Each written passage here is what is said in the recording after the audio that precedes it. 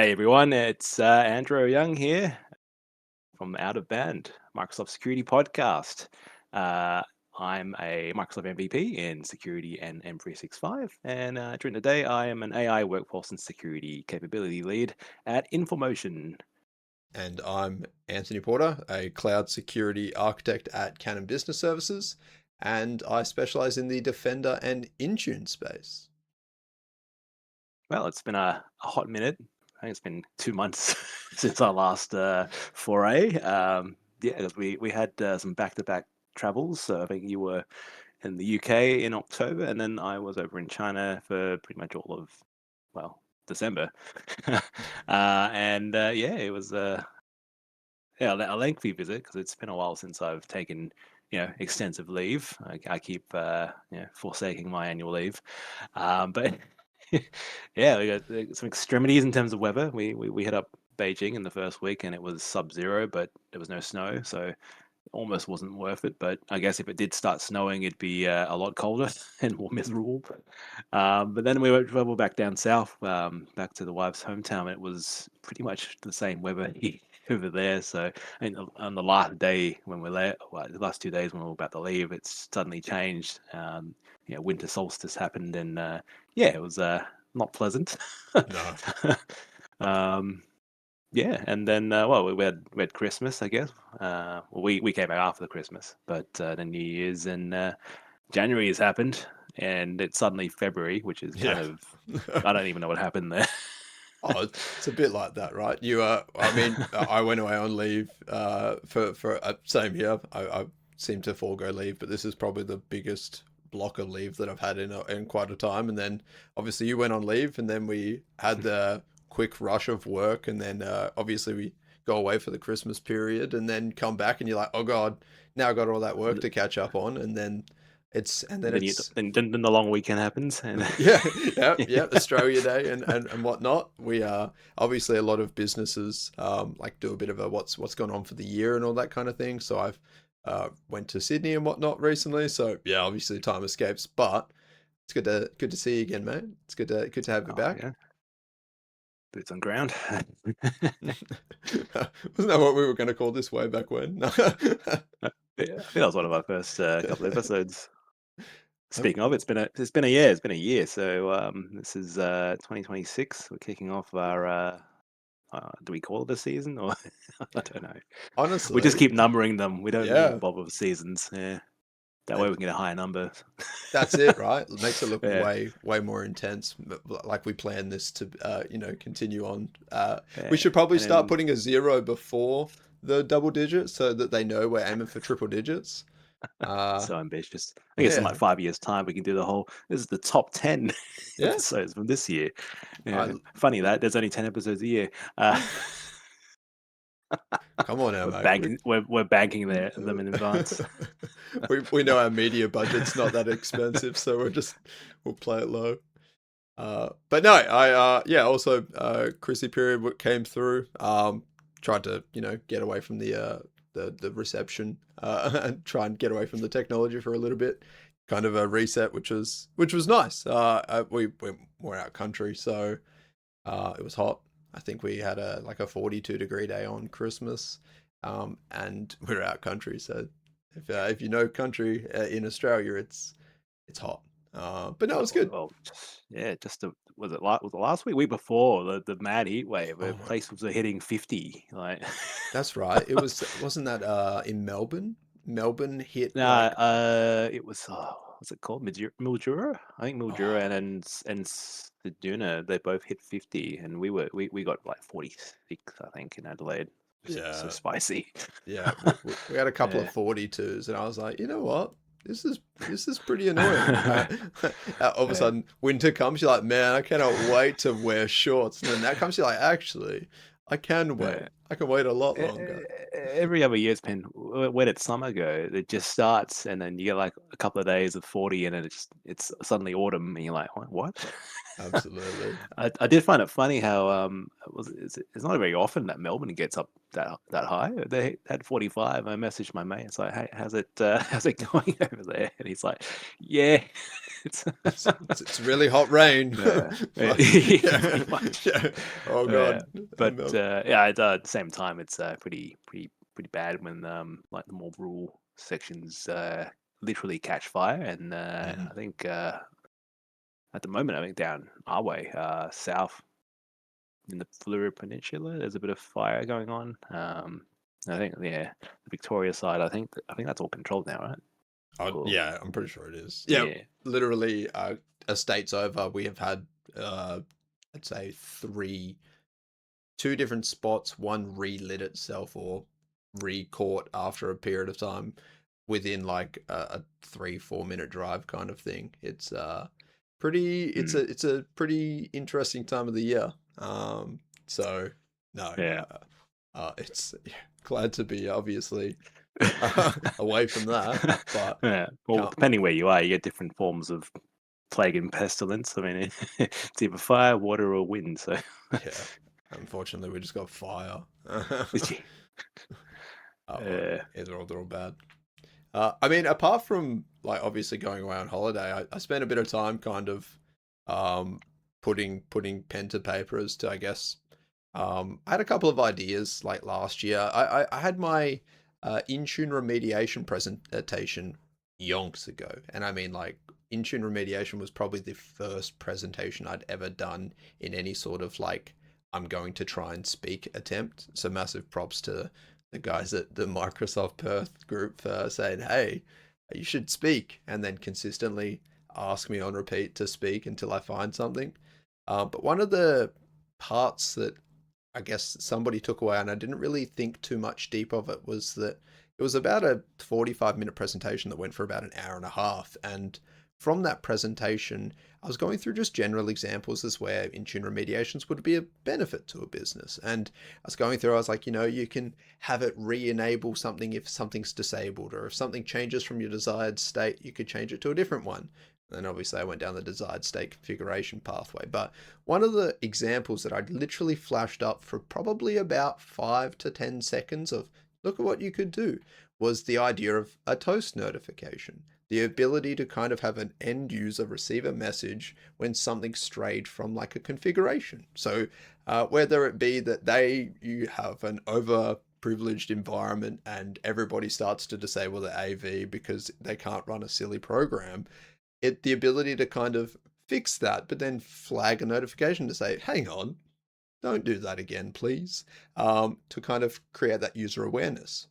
Because obviously the end user is kind of the key to, your frontline defense for all things security, right? And so I was thinking about it and I was like, I never thought that that would have been the thing that people kind of clung on to. I thought the idea of all of the configuration based changes and the auditability.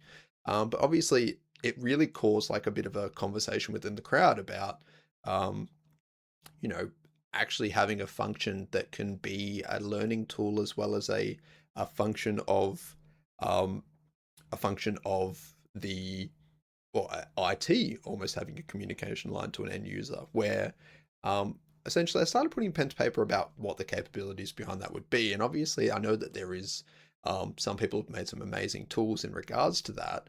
But I went, you know what, I'm going to try and put a bit of pen to paper and see if I can put something together in terms of like an application, we'll call it. Be it that I'm not an app dev in the slightest, I definitely use GitHub Copilot. You can go and check the code. It looks literally like GitHub Copilot. But the idea was that what if I had the ability to easily allow for an IT team to put together a toast notification and then have an easy one-way export to be able to essentially export it, import it straight into Intune. You set your own detection logic or use the attached exit one to just automatically, and then what kind of functionality I can bring into that. And so essentially, long story short, was I put it together, and I posted it on LinkedIn because where else am I going to put? Hey, I built this that might help someone. I'm not going to monetize it, so here you go. Um, and it blew up. People were really interested in it. People really liked the ability for IT teams to almost have a communication line. And some of the use cases that I've heard and people have come about with have been like amazing. It's like the ability to create a protocol where if you have a notification within a business of new training in a website or new location here, like or new corporate comms. The ability to kind of give a notification that's not an email, because I think emails are almost, starting to become obsolete, just paper trails where people are starting to default to Teams. And I could go down the whole Toast notification, sit in the same notification pop up as a Teams notification, and so people are more trained to look at the bottom right hand of the screen rather than anywhere else. And the fact that there's no licensing requirements to be able to use a function like this, whereas you need an Exchange license at a minimum to be able to get an email, and all these ideas started to pop around. But I will just quickly figure out how I can share just my screen whilst I'm doing the recording part of this, because that would be handy. Right, that would be handy. There we go. And screen share. Look at that. This here. Look at this. I'm trying to manhandle this by myself.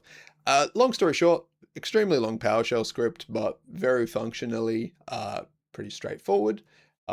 I realize now that if I try and show this, you won't be able to see much of the notification that pops up, but we'll give it a go.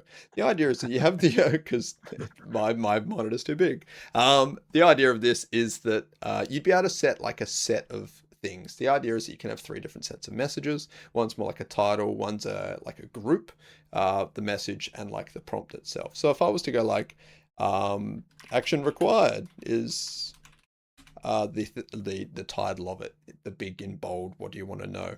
I have a bunch of defaults, but the message would be, please click the following. The idea is that then you'd have the app source or ID. That's the where is it going? That's your grouping ability. So you could say it's from IT, you could say it's from comms, you could say, but what that does is it groups it within your your notification pane. In this case, it's Enter. That's pretty good. I then went, what other functionalities could we have? And I was going through, I was thinking, what do Toast notifications have currently? And one of the big things is a button, like, you see an AV pop up that says you've got you've run a scan and it found something, click here to find out. So obviously I went, oh, you can use buttons. So I programmed in, do you want a button? In this case, I do want a button. The idea is, what do you want that button to be called? In this case, click me, because it can be whatever you want. Do you want that button to have a function? Absolutely you do. Otherwise, why would you have a button? You have the ability to essentially have any sort of protocol. So any sort of, you can use a mail to function if you really wanted, and you could ingrain the subject and body of a full-blown email at a single click. Or you could be as uncreative as me and just use the Microsoft website. And the idea is that then you have the ability to test it. Pressing 1, you test it, it displays on your computer straight away. Is it what you want? Yes, no. You also then have the ability to either detect and remediate a script that exports. You say where, it goes to wherever you save it to. It's time stamped, so if you create 100, you don't have to name them every single time. Export the remediation script only, so this is under the assumption that you may already have a detection logic that you want and you just want the remediation. 4 obviously creates another one, and 5 is it. So if I was to press 1, you will see in the deep corner down here, action, please click the following. There's me. And if I click the following, you'll see that it opens up the Microsoft website. But Those listening and watching, we would just pretend there was a button in the corner there. you couldn't see it? Okay, all right. Nah. Well, I magically opened the Microsoft website without my hands, if that's the case. That's how ingrained I am. But that is the absolute long story short of it. I know this is obviously a version 1 of it. The idea of that is that I'm toying with other ideas about what that could potentially look like in future and whatnot. But in the long story short of it is, I know you can ingrain images. I know you can ingrain audio. I know you can do those things. Obviously, images, you need a locally sourced image to be able to have that. So that's a bit harder.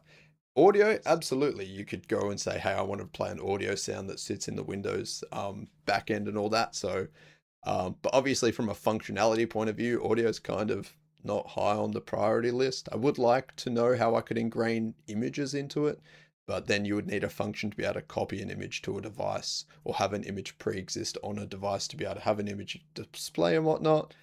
Ideas at Yeah, this stage. yeah, you could probably bundle that into like an app or something and get it pushed out, or as a config. I'm sure there's ways to get images out.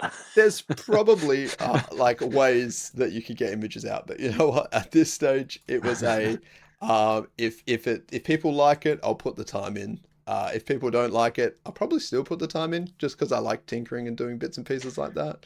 But really, that was a bit of what I chucked together just to see could I make it in the world of creativity, and people seem to like it. So um, that was also what I did during the Christmas holiday period, because even when I'm on holiday, I'm not on holiday. Well, I tried to disconnect, but I paid for roaming, so I still got to see things. I took it very easy instead of completely disconnecting. It's a nice feeling being able to absorb responsibilities as long as you can until someone hits you up for something important. It's the luxuries of yeah, the Yeah. luxuries until you realize that, oh, it would be nice to have that right about now. I was going to say, in terms of, I guess that's what's new for me. We could probably pivot to what's new in the Microsoft space. Um, quite happily we'll start because there's a lot that's new and announced to be coming.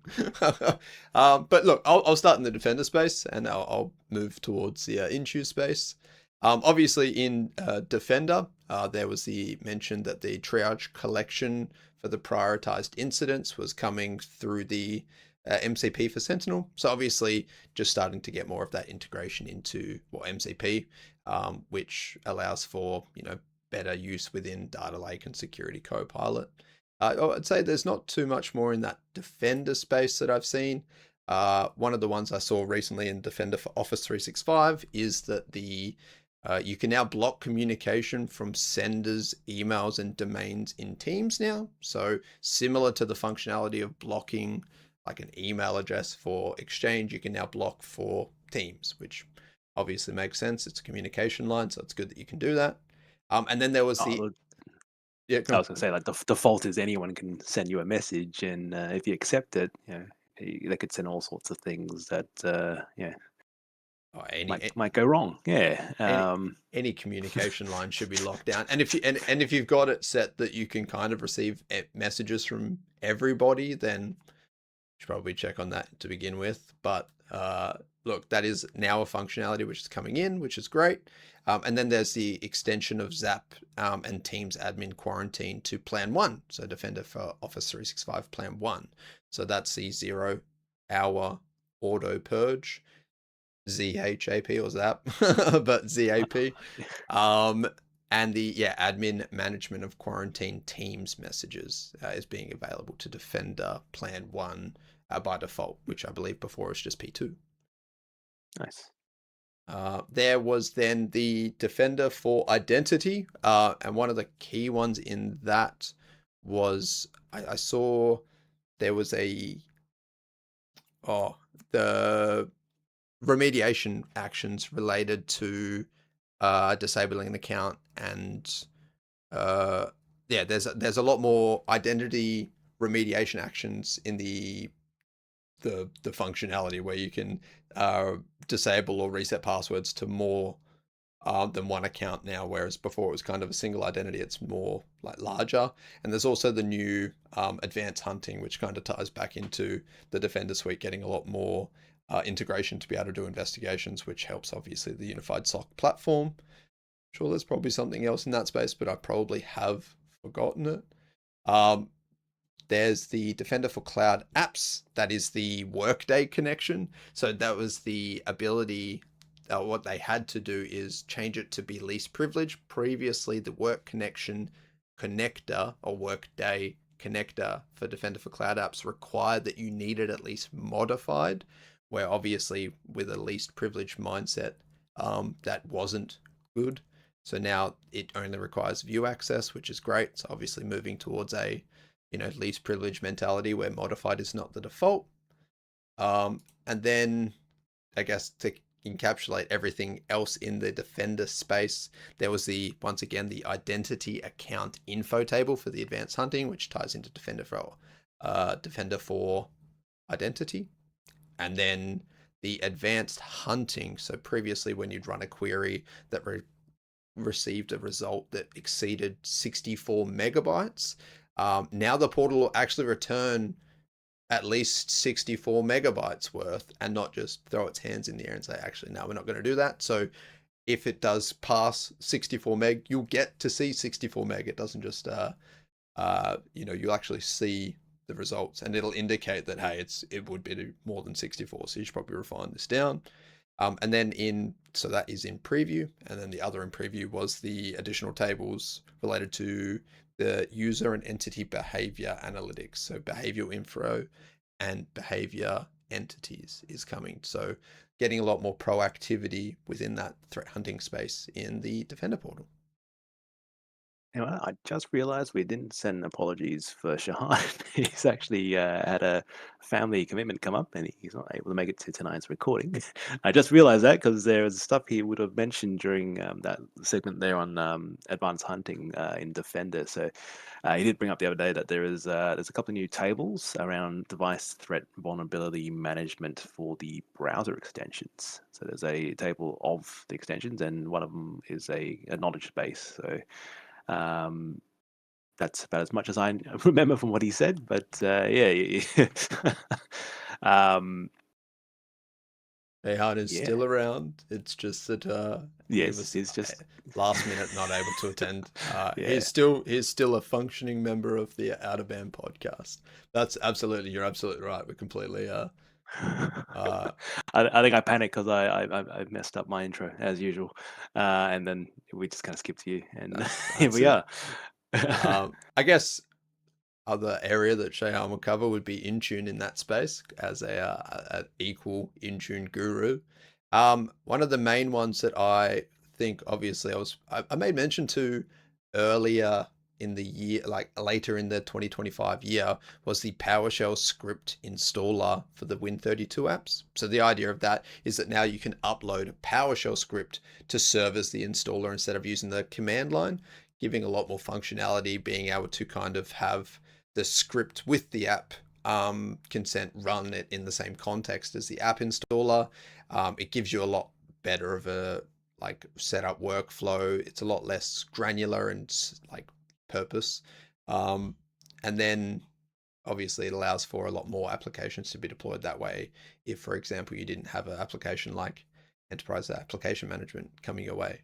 And then I think late December, there was the Acme, which went to Mac and Mac OS, which was the automated certificate management environment. So that was your ability to have Apple devices enroll and be, I guess, automatically updated to the attestation in Intune and whatnot. So that was the rollout of the infrastructure changes. So that is what I would say is new in Intune, unless obviously there's more coming. But Yeah, there is one on Windows Backup for Organizations is now generally available. So you can back up and restore your Windows settings on an Entra joined device. That's purely Entra joined, not hybrid Entra joined. This can be toggled in a settings catalog in a profile for configuration. And I believe there's an RBAC role of Intune Service Administrator can set that. So yeah, some people might like how their computers are set up and they want it to be the same on every device they ever need to restore it to. So that's now generally available. that was in November. But you're absolutely right. We Yeah, that was late November. Absolutely. There was also obviously all the security copilot agents which got announced in regards to yeah. the Intune space around the same time. I think we covered. Well, we tried to cover them anyway. Look, There's so we'll many. never be able There's to so cover many. them, right? You think you're Yeah. ahead of the game? You're not. Here's another partner Yeah. agent. Well, I mean, I guess on that is the secure enterprise browser. So as you mentioned, there's all the additional Intune bits and pieces where obviously there's getting more and more of the enterprise look. So that's the enterprise browser. So that's more managing Microsoft Edge in this case. Edge. So implementing policies through Intune. You can now transition to like a Windows-based desktop environment to secure browser-based workflows and whatnot. Delicious. Delicious is a way. Yeah, that is one way of putting it. Absolutely. Yeah. Oh. Yeah, I guess in the Entra space, this was also a contribution from Shahan the other day. There is a unified tenant configuration management API now within the Microsoft Graph. It's currently in preview. This tickles Anthony's boxes in terms of configurations and drift and ensuring things don't change. But yeah, it's a similar concept, but it's across all of like the security surfaces. So Defender, Entra, Intune, Purview, but also Exchange Online and Teams, because it's anywhere you can set up any form of policy. In terms of security or compliance, so this will help you in monitoring what goes on and ensures that there isn't any configuration drift. Yeah, Just on that, absolutely, I'm so excited. Look, I obviously I think I did 2 or 3 different presentations on M365 DSC, which was the Microsoft employee-led open source product, I guess you would call it, which looked at the desired state configuration when it was almost assumed that it wasn't being updated to the new DSC version, which is PowerShell DSC. I think I put 2 and 2 together that something was happening as to why it wasn't being looked to progress. And obviously, lo and behold, this has come through. Did found a fault on that Learn site. Is that if you go and click Microsoft Defender, it takes you to the Microsoft Purview related API calls, and there is no Defender API calls at the moment if you go and look in the nav. So, because obviously there's to raise a bug on the no, on the Learn repo. no, you're absolutely right. Well, I think the idea is that it's in preview. If it was GA, absolutely, but it's in preview, and knowing full well that their endeavor is to have a lot more integration into like using Graph into Defender.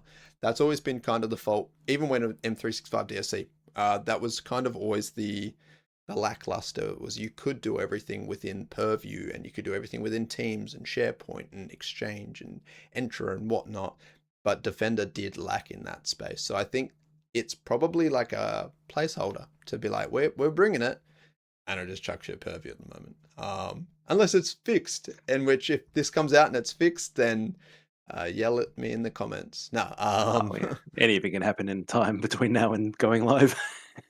And in saying that, the policy-based Defender related, if we're talking Defender for endpoint, exists within Intune, be it the AV, EDRs, ASRs, etc., and they are visible within Intune within the API for Intune. So you do still get some defenders. It's just that the defender hyperlink sends you to Purview. Yeah. I think at this stage, Defender just refers to XDR, so it's all of the things that come up in the portal. But no, ecstatic. Yeah. They've made it quite literally a point and click adventure to create like a service principal. They're really granular in regards to if you want to look at this is the permissions you need. You don't need to over permission it. Yeah, it's off on the right foot. And as someone who waved the DSC flag, this is a breath of fresh air. Looking forward to getting real deep into it. Mm. And I guess the other security place to talk about is Purview. This is a funny one. So data security posture management, right? Which one? The DSPM or Exactly. DSPM for Well, AI? it's the one in preview now because this is now merging DSPM and DSPM for AI, and both of those are now legacy. I mean, the delineation of one was for AI and Copilot, the other was everything else. Didn't really make sense to have two separate spaces to manage all that. So it is now in preview to have both of those experiences in one. So looking forward to that coming GA. Just a long full circle of a full just like circle. any other good product that Microsoft has come out with has had at least 2 or 3 like name backflips. Intune, endpoint management, Intune, Copilot, we won't even start with Copilot's many variations. I love them. Um, Anywho, another thing from data security investigations is also entered general availability. If you're super keen, and at the time of recording, there is an Ask Microsoft Anything tomorrow morning in some 2, 3, or 4 a.m. time slot. Catch the recording for that if you can. I've not looked too much into it. I believe it's one of those new features where you set up a pay-as-you-go to get additional features inside Purview. I think there's also like the same kind of thing in which one was it? I've seen multiple places where you go, you need page to do it, but it's just it's empowered your investigations in terms of bad things happening in your organization. So tune into that and check out the Docker because myself I've not looked too much into it. It's bleeding edge technologies. While talking about Purview, and I'm doing a injustice, but I did pick up this book. It is written by an ex-Microsoftie, Ray Reyes. So it is Mastering Microsoft Purview, Deployment in the Era of AI. I've not yet had a chance to read it. It arrived a couple of weeks ago, but I will make an effort to get through it this month. Who knows? We might even get the author on the podcast to to talk about his book and all his other guides and what he's up to these days and where he is. Stay tuned for that one. Did the book not get to like a top 10 on Amazon as It well? is. It Yeah. is. It is. Yeah, it is up there with. I think it's like top. Yeah, I I think think it hit like number yeah, one, which yeah. absolutely is amazing. It's Yeah. And that's that's both ebooks and the physical. So he's uh, really struck that one because a lot of people are keen on this topic. I think data security is and all the regulatory and compliance requirements, and nobody's got like a set in stone follow this pattern. So I think anybody that's trying to Mm, define what that looks like, obviously, and it has the buzzword requirements. I think absolutely he's done an amazing job. yeah. It's timely as well because AI and everything needing to be right now.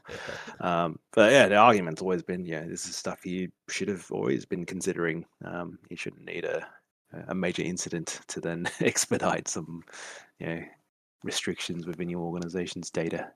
Hopefully, it doesn't Uh, mention DSPM for AI in it. it probably does, Yeah, otherwise At you time of printing, yeah. might have to just pivot that one. Oh, anything that's in preview, it doesn't count, right? It's just like the exams. That's right. Oh god. What do you mean? What do you mean? 401 was in preview. I got that one. Speaking of exams. No. So that was a beta. That was a beta exam, and That's DSPM for true. AI was out, wasn't it? DSPM for AI was in 401. Yeah.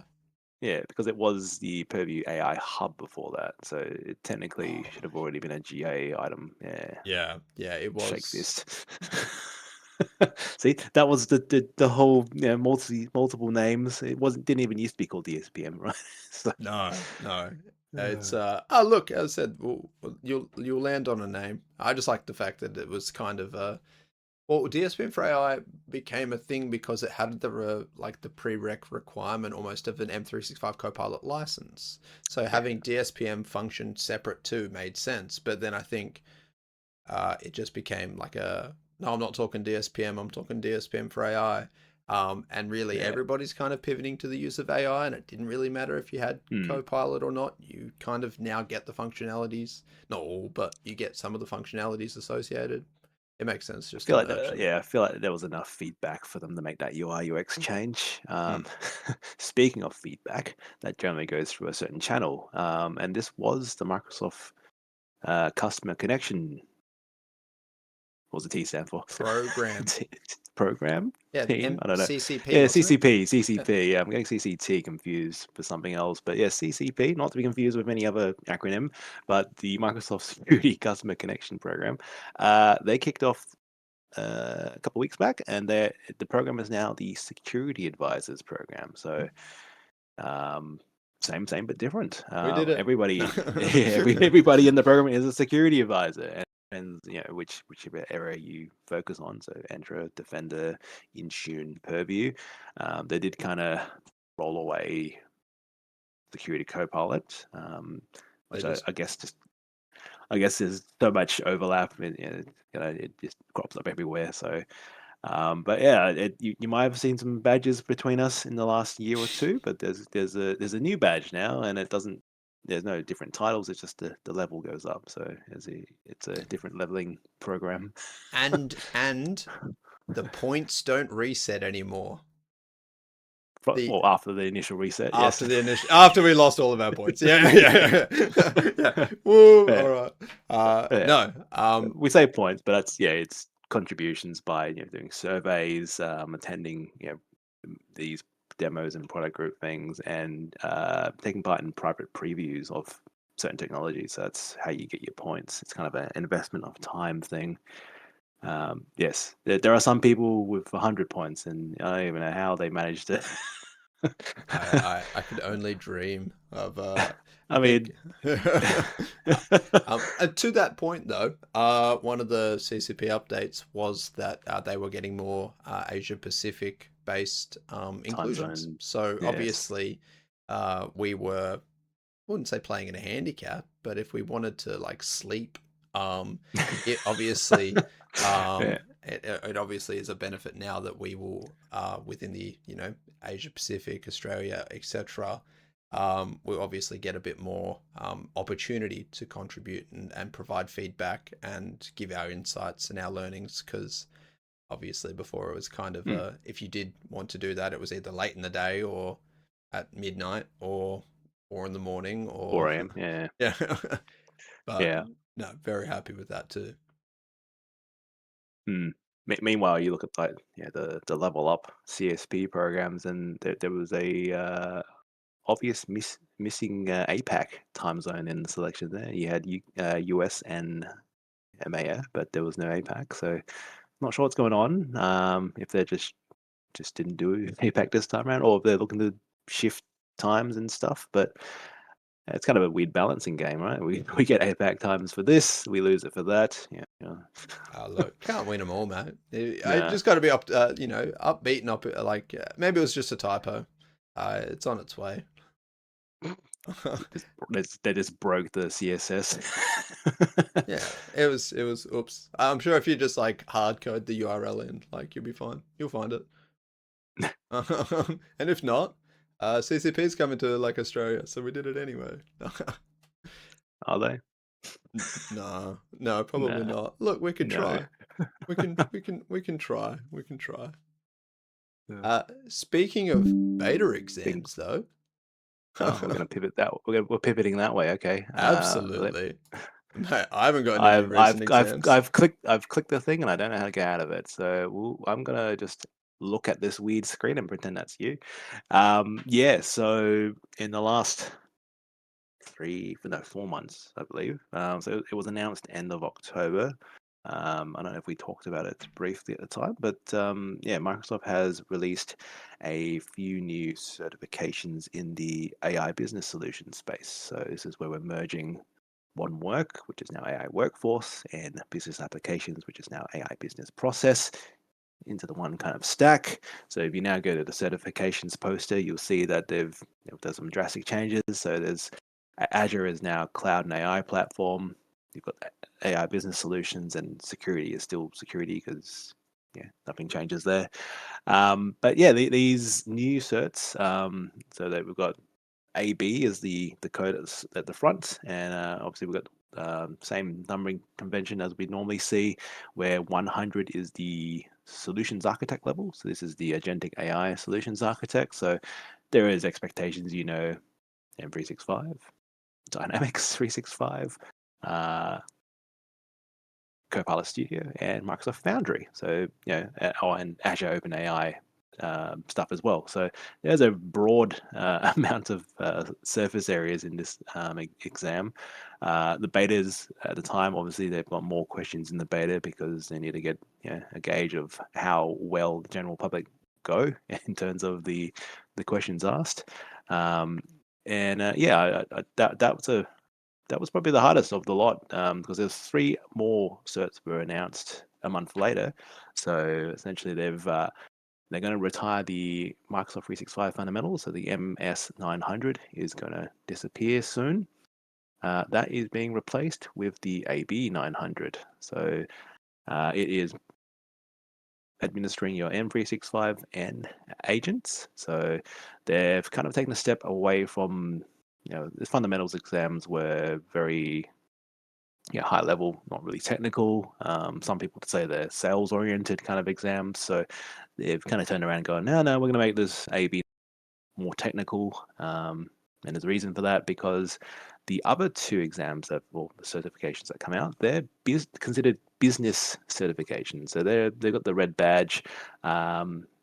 Not really technical. It's more around, obviously selling, but having that theory behind it. So there is the AB 730 and the 731. So 730 is more around M365 Copilot. So this is the AI business specialist, I believe it's called.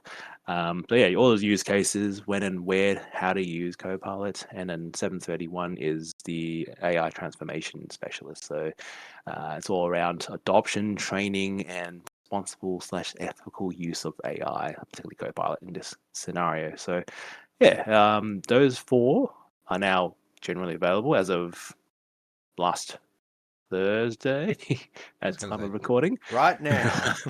Right now. Yeah, so check those out. And then apparently towards the end of the year, last year, there were some surveys going out around other certifications and exams that are coming that, they didn't really advertise this very much, but did see another MVP by the name of Vlad Katrinescu. I believe he's Canada-based, and he put up some posts and videos around, oh, there's some new Copilot Studio exams coming. So these ones will be of the code AB 610 and 620. So the former being the Copilot Studio Agent Maker. So if you've done any Power Platform certs in the past, you would remember that the PL 100 was the Power Apps Maker certification. And then the 620 will be the Copilot Studio Agent Developer. So it's going to be the much harder variant, I imagined, where you start doing more of the connections to other agents, obviously, tools, actions, and MCP servers. Maybe even going all the way through the Microsoft Foundry to start making some really crazy and interesting agentic solutions. So those two, I imagine the beta is soon, probably gets announced this month. There was rumors of people building the questions at some point last month, so we probably will see that soon. And I believe there was two other certs being toyed with. So one is a business level security kind of kind of cert, and another one was security for the end user kind of thing. So kind of interested to see what happens there, and what kind of numbering what kind of exam code that will have. But yeah, the DAD surveys, and essentially the survey covers the criteria, what areas you get tested on. Do you think this style of question or this topic is relevant? And you give like a net promoter score 0 to 5 of how relevant it would be, and then the they build the questions based on that feedback, and then you take the beta exam, and then some like me, you put snide comments in some of the questions, and you say, well, it could be this or that, and then when the exam goes live, then they review the scores, and then they go back to your beta results, and they do some scaling, and yeah, fortunately, I managed to pass all four of them, so I don't have to resit these. I think in the past I've failed 3 beta exams, and most of the time there was no no real prep. It's like, hey, this is coming, I better do this. But yeah, I think at this point, just do the learning, right?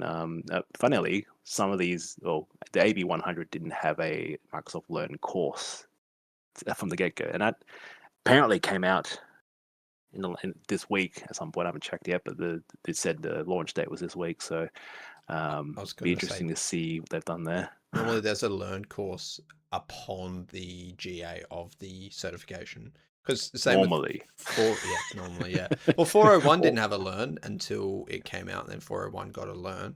Because I Mm. remember going and looking at all the modules and going and grabbing all the 400s and just being like, oh, okay, it's this Well, it was, and yeah. I DSP mean, it for was pretty AI. much the So 400, but ignore the compliance stuff.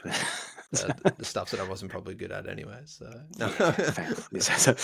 Well, that's why Yeah. there's applied skills, and they've put all the other things into applied skills, and there's just this. I mean, they've tripled, if not quadrupled, the amount of applied skills available now than when they started. I think it was like 10 when they started. So, Oh, it's um, bucket tons. yeah. Yeah. Yeah. Oh, there's so much like security, AI, and power platform things. Yeah, just get onto it. Because they're free assessments, so you do them at your own leisure. Oh, and they Um, don't expire. They're just a proof point of like, hmm. can you do this practically? Um, I Well, it's I yeah, think they're it's fun. complementary to the learn course. Like you should Yeah. do it at the same time you're studying for the exam, so you get some hands on, bit of a challenge, right? I mean, some topics or courses will have boot camps or these follow along labs, and you get your hands dirty, either creating an agent or creating an app or setting up a tenant somewhere and locking yourself out. Yeah, he's got to do it right. You got to learn. Yeah. I no, I didn't hear much about the business security. But if it follows any sort of pattern, Mm. and I mean, we don't have a like a SC 500. We don't have a 600. We don't have a 700. Mm. Probably fit in there. Yeah, but they're doing the business oriented ones and end users. So I don't think they're gonna be they went we'll have to see. I will check the tech community blog afterwards, or rather the Learn blog, because they decided to move their blog elsewhere and call it something else now. That's all right. Yeah, We'll figure it but out. yeah, maybe by the next episode we'll have more info on that, and if someone's leak some more info, we can share it. Thank you, please. Yeah.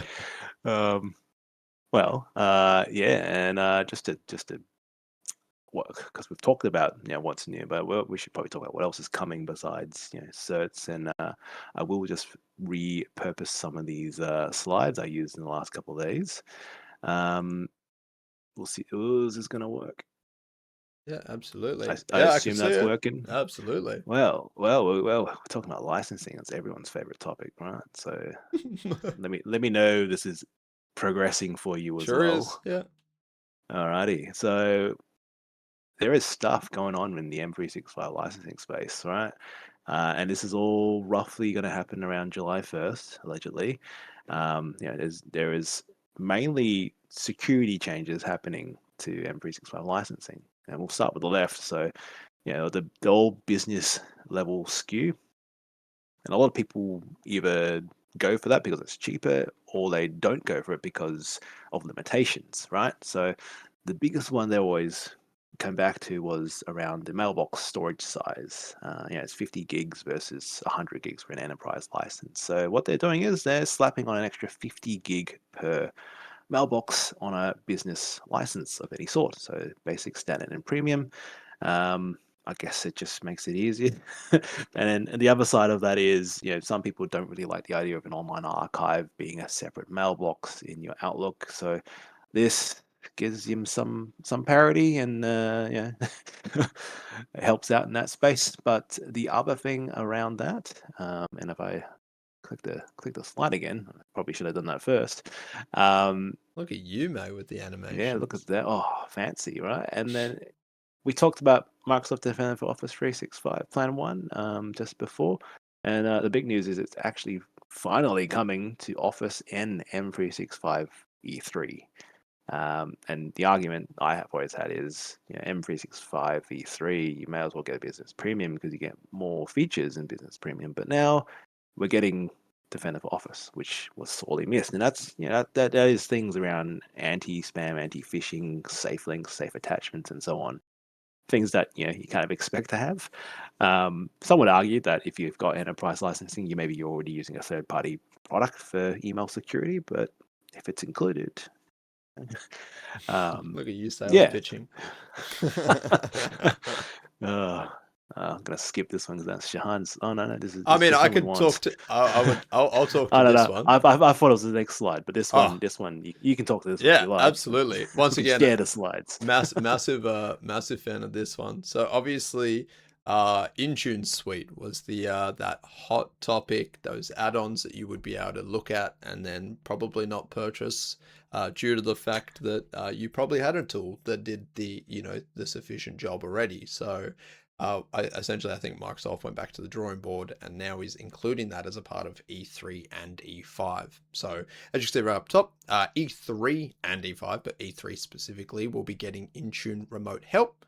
Think of that as any old remote desktop side of remote desktop, essentially. Oh, Uh, historically, it was they partnered with TeamViewer, and I, people I, weren't keen on paying an extra TeamViewer license, I right? was going to say TeamViewer. I was like, I'm just not going to mention the product, but you're absolutely right. This is the TeamViewer. This is your RMM remote management tool for help desk logging in. This is essentially one of the features that I'm pretty sure I spotted was that you can do an unattended remote help. So the idea is once again Ooh. it'll still be logged, but if somebody is away from the computer and you need to log in, I'm pretty sure you can do that. So once again, you don't need someone physically there to fire up TeamViewer and provide you the 9 digits. One of the sorry off topic side is that I thought of one of the use cases for the toast notification was that if somebody said where's Teams or like where's TeamViewer on my desktop, you'd be able to have a notification pop up. You click the button that says open TeamViewer and it fires up, so you don't have to go and find it if you don't have your desktop icon Mm. sorted. But it's actually one of the use cases. I was like, oh, you could do that. Um, Tangent over. Advanced analytics. So obviously now that we're starting to get into more of the ability to query. So obviously advanced analytics is coming in. That's your ability to query devices. So you can check a lot more statistics related to devices. Think of it more of like an advanced asset management with additional capabilities. And obviously now with the inclusion of Security Copilot coming to Intune a lot more full force, you're going to be able to get more information from that using natural language and whatnot. And then obviously Intune Plan 2 is coming to the E3 as well. Obviously E5 has the probably what I would refer to as some of the more highlights. Obviously EPM is the endpoint privilege management. It's your ability to essentially have a standardized operating system, but then allow for people to elevate to be able to do certain tasks such as install an application. Once again, everything gets audited and logged. So once again, it's kind of that meet in the middle where you give back a little bit of assistance or a bit of the ability for your end users to do certain tasks. The Cloud PKI, it's essentially the key management system within Intune. So obviously no more requirement for a group policy that pushes PKIs anymore. It's obviously cloud-based. And then EAM is the Enterprise Application Management. So that is essentially your ability to, so prior to having to deploy everything manually via a Win32 app, and then having to change that Win32 app every time when there's a new version. The idea is the application management portal, EAM, gives you almost like a catalog. You can go and click, select, and whatnot, and it also will advise you when it's updated. So once again, you can go through your standard change request process or your change management process, but you'll be able to see when it gets updated and you can still push it the same way. So I think the Mm. list is ever growing of applications which exist in that. So once again, it's just think of it almost as a like a patching tool for applications as well as a deployment tool. So if you're trying to in Australia push towards your essential 8 ML2 pluses and you need to start having some quicker response time for application patching, which is a requirement, this is one of those tools where all of a Mm. sudden now you're in E5, you've got a function which can do that. Yeah, well, if you've managed your apps and new versions, it's always a fun exercise of getting the new version rolled out and the old one removed. So this Yeah. is probably really handy to have. Yes. But speaking of apps as well, like the Intune Plan 2, that includes a what is it, a Intune tunnel for app management. So it's like a VPN that pushes out the applications securely, I guess. And it's also like a specialty device asset management as well. So I guess that ties into your comments around the advanced analytics. So lots of goodies coming from the Intune P2 and Suite. I guess the other thing in the wave of changes, it's on this card as well, is around. Oh, sorry, I should have done this when you were talking about it. We're good. But yeah, Security Copilot. Who animated this? Is this you? I did, and I forgot the progress of slides. Anyway, Security Copilot. So big news back in November during Ignite. I think we touched on it maybe briefly, Briefly. but since then they're slowly rolling out to all E5 customers. And if you do receive any notifications, it'll be 30 days out that it's coming, and then Microsoft will take care of the auto provisioning for you. And as part of this, they will now include 400 security compute units per every 1,000 paid E5 licenses. And now, just quickly, a security compute unit is that unit of measure to compute or run the compute for the security copilot, and that's within the chat instance standalone or within those embedded experiences across Entra, Intune, Defender, and Purview. And the rate, in terms of the rate of those SEUs, obviously, if you've got 100 users, it's only 40. If you've got 10 users, it's 4 SEUs every month. And if you don't lose them, you lose them. And I guess the model is, if you're using the legacy, you're paying pay as you go. You do pay for the whole hour of an SEU, whereas this, it draws down from a quota. So if you only use 2 SEUs, it's going to pull down for the 400 or so that you may have. Whereas if you use 2 before, you're still paying for an hour worth of 2 units. So I guess this is slightly better in terms of the costings, but I mean, it's also included in E5 moving forward, so that's probably the best value add that they've done in a long time. And so we joked in the chats before. These massive changes to E3, E5, it means that there isn't going to be an E7 SKU because they're slowly giving us the trickle-on effects of better products into our existing licensing. Just like to see the same happen with Entra Suite next. Hint, hint, Merrill. But you'll see what happens in that space. Is yeah, look, as I said, I'm over the moon that Intune suites are now an E3 E5 thing because I think there's a lot of value in it. I would also think that there's a lot of value in the Entra suite. Wink, Mm. wink, no specific product, but that's all right. And I guess this is probably just before Ignite as well. There are some new add-on suites. So firstly, we've got the Defender suite, which is very familiar. Is this the security or E5 security add-on for your E3 license? This is now designed for your business premium. So you can get all those cool things in the Defender space as well as Entra IDP2 for well, this is US dollars, but imagine it's 15 on 15. the right there. Yeah, around 15. And you're getting all that. And you can slap it onto a business premium license now. So yes, business premium has all the P1s usually and Defender for Business, but this gives you so much more in terms of secure or threat protection. At the same time, you also get old mate Defender. I mean, sorry, Purview. Yeah, Purview Suite. Yes, the other one. I'm reading the wrong line. But yeah, this is the E5 compliance add-on. This is now available for your business premium because before you can only buy the individual SKUs. So down on the left there, you can only buy the separate things to add on to your business premium. But now you get the whole suite, and it costs that 15-ish Australian. And the best thing is that they've combined them to give you one Defender and Purview Suite. So that's around $22 Australian. look at the cost savings. No, But yeah, if you kind of look at the pricing, it's just wild because I thought that just before. Why would you go for E3 when Business Premium has more stuff? And now look at this. If you go Business Premium plus this combo thing here, you're getting everything that you would normally from an E5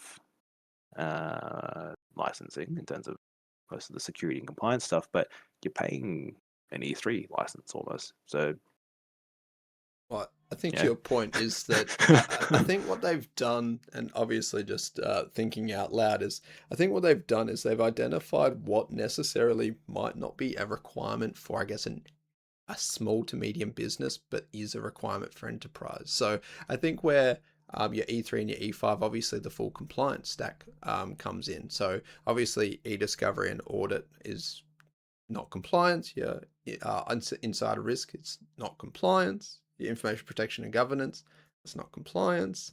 So I think there's a full-blown communication, compliance, etc., which obviously you do not get from this, but it is looking at more of that data security protection layer in terms of at least I Purview. think, I think communication compliance is included in the insider risk SKU. I have to Uh, double check that one, but I'm pretty sure it is like one of the things there. Cool. If that is the case, once again, I think Yeah, I guess it's the identification that yes, business premium. Obviously, there's still the if you hit 300 seat count, you yeah. move to E. So This I is think the idea is that it's meeting in the middle where obviously mhm, small to medium businesses that don't hit that seat count shouldn't be, I guess, not paywalled out, but paywalled out of security mm, really. So yeah. it's a good inclusion. That is Microsoft's like aim is to drive that security, first kind of approach, right? There's no point not securing your customers by default in most cases, and if you're now giving them all the tools and the options to turn stuff on, then there's no excuse to not secure your stuff. And I mean, like with all the words we've probably had around cybersecurity insurance and all that, it's like, oh, did you do this? No, because you didn't have it. So it just makes it more cheap, within grass because you're charging a large amount of money.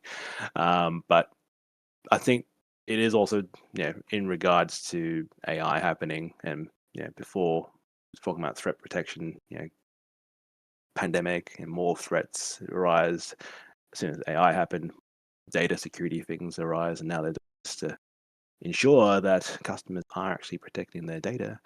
Um, and I think at the same time, there is also an M365 Copilot business SKU.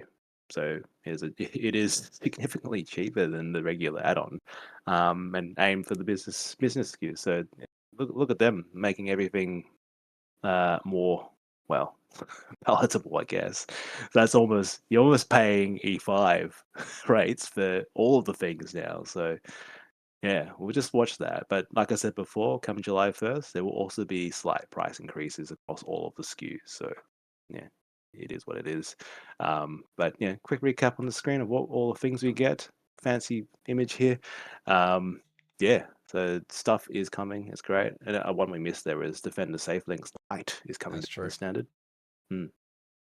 I mean, that's yeah, you'd want that.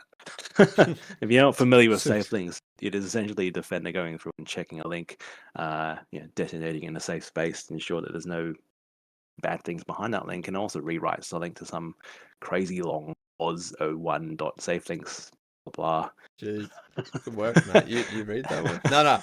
Yeah, you're absolutely right. Yeah. It's the ability for it to kind of pre-expose itself. So if it's a good link that then maliciously gets routed to a bad link, even that in its state being able to confirm what's happening in that space. And then if you pair that in with Zap, it's the ability where if it's escaped through the lines of one and then it got caught down the track for another, Zap has the ability to go back and be like, actually, you've turned bad now, and then fix itself from there. Look at that deck, mate. What a Oh, look at these handsome look at gentlemen. that. Did you, Look at mate? this. How long did you spend like animating this PowerPoint? Let's be honest, mate. This is the Uh, most animated PowerPoint I've seen in a long while. Press the wrong button, but it's an ever growing deck. We refresh it every month for the user group. I like it. I like it. I evolve the animations. I'm playing with more. There is actually PowerPoint MVPs out there, and his name I think is Luis Luis. He's got some crazy content, like just stuff you never knew that PowerPoint can do. And I'm watching. I'm like, what? Meanwhile, I'm doing these like dodgy Nah, move and shrink and grow, and nothing, he's doing like full blown like yeah. nothing dodgy about it, mate. Keeps it interesting. It's like when you see like an old like XP screensaver, you're like, yeah, run through that maze. uh, Speaking of, do you see Just the guy who got the code for the maze and then made it a playable game? what? Yeah, you know the maze screensaver where you walk and it's Yeah, just like the yeah, yeah. red brick room. Yeah, somebody programmed it so you could like WASD through it. Yeah, it was like Yeah, when a I was little, well, when I was much significantly younger, and I saw those 95, the Windows 95 or older, Oh, like the screensavers are going in the Myers and the department stores. You walk up, oh, what's this game? And you touch it, and it just goes back to Windows desktop. You're like, oh, oh, oh. and from that day, I never touched it again. Uh, cool. Yep. Well, I think that's what we kind of positioned ourselves to cover this episode. We're always looking for guest speakers, and now is any good time to let us know if you're interested in coming on. Whether it be a showcase, you want to be interviewed for something. If you, if you're managing some sort of product, or you've got maybe a book that you've published. Yeah, and Absolutely. I guess between that and us, I don't know. I think you had an idea. Yeah, absolutely. Yeah. I mean, mini pitch, obviously, I think the idea is that obviously some of these episodes can be quite long. Obviously we're, over the hour mark already, on this one. So some people don't have the time to kind of look at these completely. So it's more like not a spin-off, but maybe like a halfway episode where it may just cover off what's new, or maybe a product demo quick, or it may be, that we can get somebody on and it's, only can be for 30 minutes kind of thing. It doesn't necessarily have to be for that long, but something a bit more digestible, something that could Mm, potentially be, a YouTube short even. I think the yeah, idea is that, keeping things up, keeping the, I guess the algorithm looking, but yeah, also giving people like a form of media that still is palatable, because obviously having an hour plus of your time is more than what we can ask for. And it's kind of trying to find that middle ground where we could potentially provide something to you in between these, that you can obviously maybe watch in your spare time, or, listen to during your commutes, because obviously some of these episodes get a bit long. But yeah. playing with the Well, idea we'll want to get that monthly cadence or cadence within the month up there. So it's at a minimum. yes, yes. We'll get back into it, Yeah. we promise. Yeah, I was just thinking what the guys at the Intro Zone used to do. They'd had the usual episodes, and then later in the month they do their kind of pit stop where they recapped all the latest news in that month. So maybe we can do something similar where we do here's a topic and then here's the what's new kind of thing. So watch Absolutely. this space. Yeah. Look, we've always got ideas. We're all ideas people. But no, that's it. That's the pitch. That's the plan. But yeah, I think that's gonna wrap it up. Awesome. And yeah, it looks like the sun has gone down on my end. So Don't know if you noticed, I did turn my lighting back on halfway through. I was like, oh I, man, it's I getting pretty didn't I dark. didn't see it because when I told you I pressed the thing and I couldn't see anymore. That's when the slide or Oh actually look, the Discord share window came up. I didn't actually see what was going. without You lighting. should have just kept that. No, yeah, consistency, right?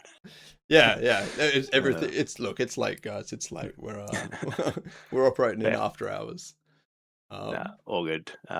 But yeah, I'll have to thank all our listeners, viewers, and readers. I guess. Do we have a transcript version? I don't know. We should have we'll figure it transcripts. out. Yeah. But yeah, thanks for tuning in, and yeah, we look forward to presenting the next episode whenever that happens in the near future. Soon. Soon. Take care, Soon, everybody. TM. Soon, TM. Yeah, that's the one. Take care, All everybody. right. Thank you again. All right. See ya.